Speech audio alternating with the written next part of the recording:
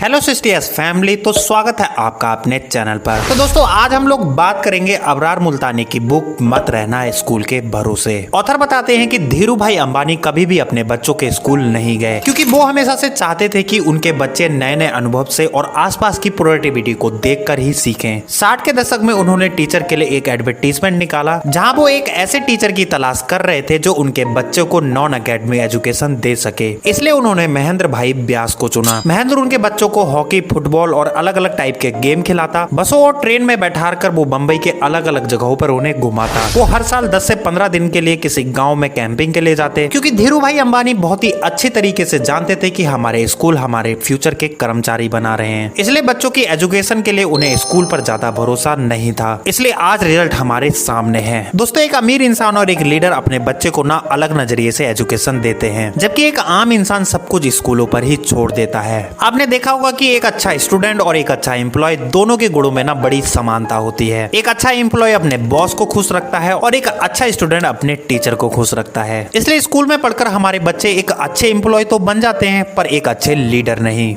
इन्हीं सब के ऊपर NH लोराव ने अपनी रिसर्च शुरू करी। उन्होंने 3rd क्लास में पढ़ने वाले बच्चों के ऊपर अपनी स्टडी शुरू करी। उन्होंने रिच और पुअर की 12 फैमिलियों पर अपनी रिसर्च शुरू करी। वो हर फैमिली में लगभग 20 बार मिलने गई और जब भी वो मिलने गई तो उनकी मीटिंग हमेशा घंटों तक चलती रहती, जिससे उन्हें पता चला कि अमीर माता पिता अपने खाली टाइम में अपने बच्चों के साथ ज्यादा टाइम स्पेंड करते हैं। वे बच्चों को एक प्रोडक्टिविटी से दूसरी प्रोडक्टिविटी के बीच थकाते रहते हैं। वे उनसे टीचर, कोच और उनके टीम के साथियों के बारे में अक्सर पूछते रहते हैं। वहीं गरीब माता पिता अपने बच्चों के साथ अपना टाइम स्पेंड बहुत कम करते हैं। अगर बच्चा खेलकूद करता है या फिर कोई अलग प्रोडक्टिविटी करता है तो उनके पेरेंट्स इन सबको बेस्ट संसार से अलग मानते हैं, जो उनके लिए ज्यादा इंपॉर्टेंट नहीं होता और अपनी सारी जिम्मेदारियां बस स्कूल वालों पर थोप देते हैं। देखिए दोस्तों, हमारा स्कूल ना हमारे व्यवहारिक ज्ञान को नहीं सिखाता। वो ये नहीं बताता कि लाइफ में छोटे छोटे इंपॉर्टेंट काम कैसे किए जाएं। वो किसी प्रैक्टिकल नॉलेज को ना बहुत ही बोरिंग तरीके से पढ़ाते हैं। जैसे आपको साइकिल चलाना सीखना हो तो आप 5 दिन लगाकर बड़ी ही आसानी से साइकिल चलाना सीख सकते हैं, पर वहीं अगर हम स्कूल में सीखना चाहें तो वो अलग अलग तरह के लॉ पढ़ाकर, साइकिलों के पार्ट बताकर 50 दिन का वो बोरिंग कोर्स बना देंगे। और ना ही स्कूल कभी हमारे अंदर छुपे हुए टैलेंट को पहचान पाते हैं। एक बार की बात है जब थॉमस अल्वा एडिसन एक दिन स्कूल से अपने घर आए। अपनी माँ को एक कागज दिया और कहा इसे टीचर ने दिया है। उस कागज को पढ़कर उनकी माँ की आंखों में आंसू आ गए। एडिसन ने पूछा कि क्या लिखा है। माँ ने कहा कि आपका बच्चा जीनियस है। हमारा स्कूल उस लेवल का नहीं है और ना ही हमारे टीचर इतने हाईली एजुकेटेड हैं, तो आप अपने बच्चे को खुद ही एजुकेशन दें। फिर कई सालों बाद उनकी माँ गुजर चुकी थी, तब एडिसन एक फेमस साइंटिस्ट बन चुके थे। एडिसन को अपनी अलमारी में वही कागज मिला जो उनकी टीचर ने उन्हें दिया था, जिसमें लिखा था कि आपका बच्चा बौद्धिक तौर पर कमजोर है, अब उसे स्कूल ना भेजें। ये सब पढ़कर एडिसन कई घंटों तक रोते रहे। फिर उन्होंने अपनी डायरी में लिखा कि एक महान माँ ने बौद्धिक तौर से कमजोर बच्चे को सदी का सबसे महान साइंटिस्ट बना दिया। तो दोस्तों जाहिर सी बात है, जब हमारा स्कूल हमारे टैलेंट को समझेगा ही नहीं तो उसे निखारेगा कैसे।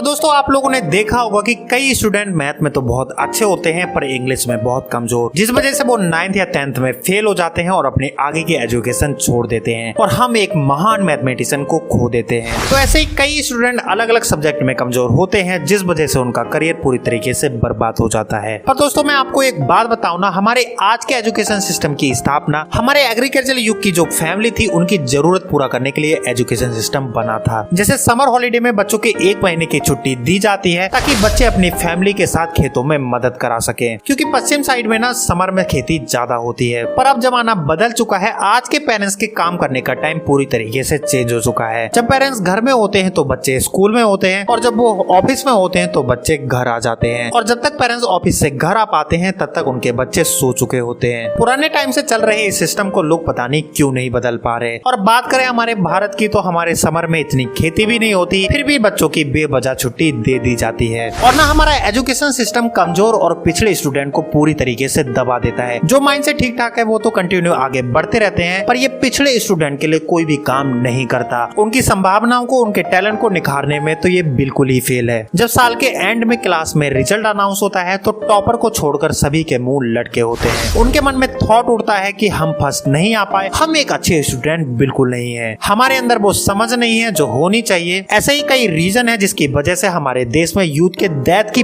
बड़ी वजह सुसाइड बन चुकी है, जो कि रोड साइड में होने वाले एक्सीडेंट की डेथ से भी कई गुना ज्यादा है। और हमारे एजुकेशन सिस्टम में एक गलती ये भी है कि यह हमें गलती से सीखना नहीं सिखाता, जबकि सीखने के लिए गलती करना जरूरी है। बिना गलती के तो थॉमस एडिसन भी बल्ब को नहीं बना पाए थे। जब हम लोग ना वर्ल्ड के सक्सेसफुल लोगों की स्टडी करेंगे तो हमें पता चलेगा कि उनकी लाइफ गलतियों से भरी हुई थी। उन्होंने अपनी गलतियों से लगातार सीखा और अपनी लाइफ में आगे बढ़ते रहे। पर हम लोग ना जाने कौन सी रेस में दौड़ रहे हैं, कौन सी रैंक पाना चाहते हैं, अपने करियर बनाने के फंदे में ना हमसे हमारे सपने, हमारी दुनिया और हमारी क्षमता छिनती चली जा रही है। और हाँ दोस्तों, अगर आपको सबसे ज्यादा खुशी मिलती है तो आप सबसे पहले किसके पास जाते हैं? अपने परिवार वालों के पास, क्योंकि परिवार ही हमारी खुशी का सबसे अच्छा सोर्स है। पर हमारा एजुकेशन सिस्टम पारिवारिक मामले में तो बिल्कुल ही चुप बैठा है। अगर आप एक यूपीएससी के टॉपर से पूछेंगे कि अपनी पत्नी के साथ कैसे बिहेव किया जाए, बच्चे के पालने पोसने के नियम क्या क्या हैं, अपनी माता पिता की मनोभावनाओं को कैसे समझा जाए, बुढ़ापे में खुश उन्हें कैसे रखा जाता है, तो उसके पास इन सवालों का आंसर नहीं होगा। तो यही वजह है कि हाईली एजुकेटेड लोग भी अपने पारिवारिक जीवन में फेल हो जाते हैं। तो चलिए अगले पड़ाव में चलते हैं, जहां हम जानेंगे कि अपनी मातृभाषा में पढ़ना कितना लाजवाब है और हमारा दिमाग भी ना हमारी मातृभाषा में बहुत ही अच्छी तरीके से सोच पाता है।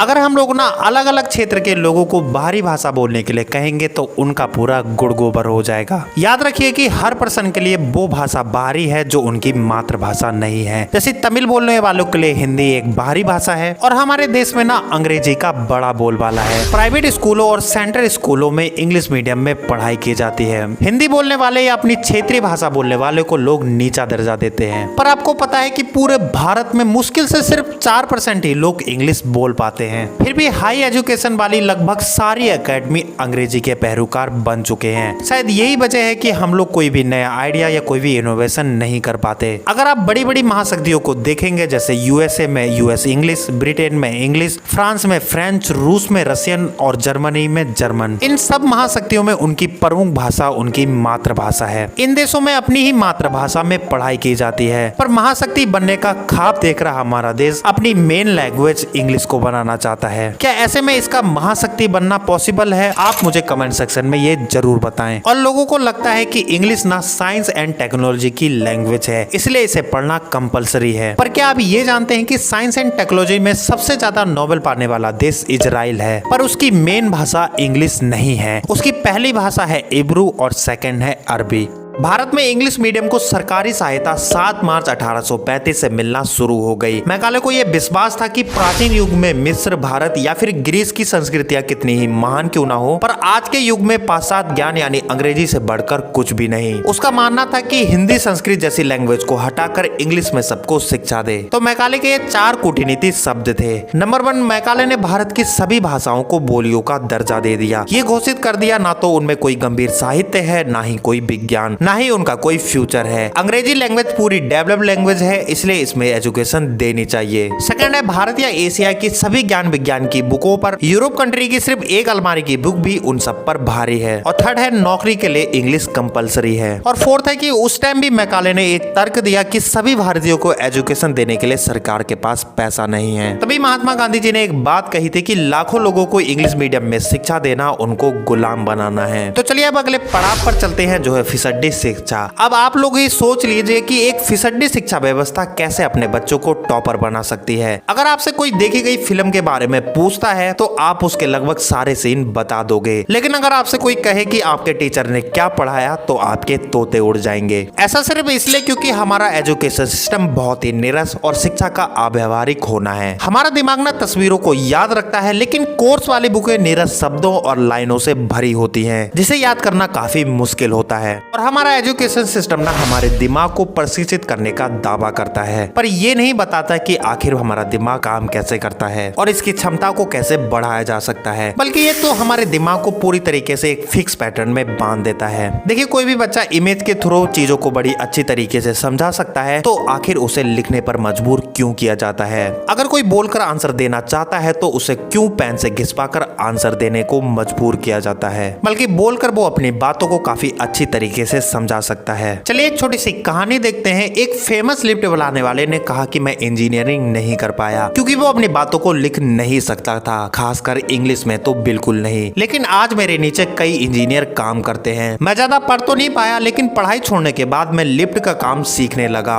और कुछ सालों में उसका एक्सपर्ट हो गया, लगभग 2 सालों में। अगर उसी की पढ़ाई करता तो 10 से 12वीं में जाता, 5 साल में इंजीनियरिंग में देता। इससे मैंने अपने कई साल और अपना पैसा बचा लिया। ये हमारा एजुकेशन सिस्टम ना बेवजह का दबाव डालता है। अब जैसे श्रीनिवास रामानुजन मैथ को छोड़कर सब सब्जेक्ट में फेल हो जाया करते थे। अगर रामानुजन पर भी उनके टीचर सब सब्जेक्ट का दबाव डालते तो शायद हम एक महान मैथमेटिशियन को खो चुके होते। वैसे ही सचिन तेंदुलकर 10th फेल थे, पर वो आज भारत रत्न है। अगर उनके पेरेंट्स ग्रेजुएशन करने पर दबाव डालते तो क्या वो एक महान क्रिकेटर बन पाते? मेरे हिसाब से तो बिल्कुल नहीं। ऐसे ही ढेरों एग्जाम्पल बताते हैं कि एग्जाम में फेल होने की असफलता हमें आगे बढ़ने से नहीं रोक सकती। और दोस्तों, हमारे स्कूलों में ना आनंद जीवन जीने का भी पाठ पढ़ाना शुरू कर देना चाहिए। ऑथर ने इसमें अपनी तरफ से 5 सजेशन दिए हैं। नंबर 1, बच्चों को आनंद शिक्षा दें, जहां बच्चों को कुछ देना सिखाया जाए। बच्चों को बताया जाए कि जो आनंद देने में है वो किसी से छीनने या उस पर कब्जा करने में बिल्कुल नहीं। सेकंड, शिक्षा में दोस्ती और मदद की नीति लागू की जाए। क्लास में ये सिखाया जाए कि सभी लोग एक दूसरे की मदद करेंगे, पहले खुद सीखेंगे फिर दूसरों को सिखाएंगे, और ये चांस क्लास के हर एक बच्चे को मिलेगा। स्कूल के गेट पर एक बोर्ड लगाया जाए जहां हर दिन पॉजिटिव थॉट बच्चों से लिखवाया जाए और जिसने भी इस थॉट को लिखा है उसका नाम नीचे लिख दिया जाए। 4th है, हर दिन टीचर बच्चों को आनंद जीवन के ऊपर एक लेक्चर दे। 5वां है, शिक्षा को मजेदार बनाए। ये शिक्षा प्रणाली ना बहुत ही ज्यादा पका हुआ है। हमारे बच्चे स्कूल जाते टाइम रोते हैं और छुट्टी के टाइम हुर्रे करके बाहर निकलते हैं, मानो कोई कैदी जेल से छूट कर आया हो।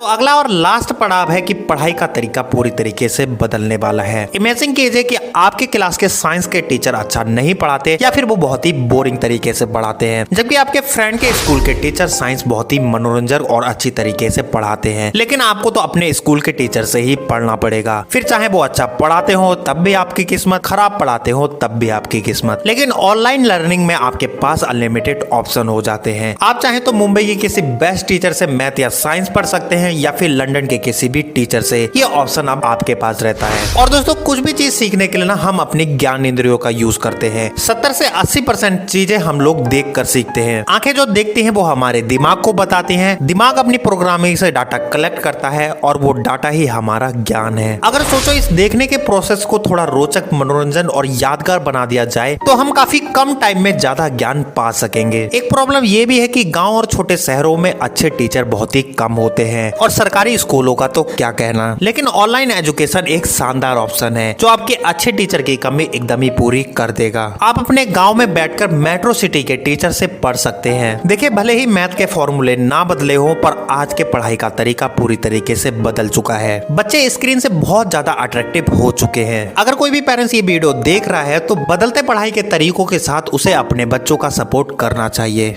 तो दोस्तों, वीडियो अगर अच्छी लगी हो तो वीडियो को जल्दी से लाइक कर दीजिए और अपना ढेर सारा प्यार दिखाओ हमारे चैनल को सब्सक्राइब कर। तो मिलते हैं आपसे नेक्स्ट वीडियो में। खुश रहिए, खुशियां बांटते रहिए।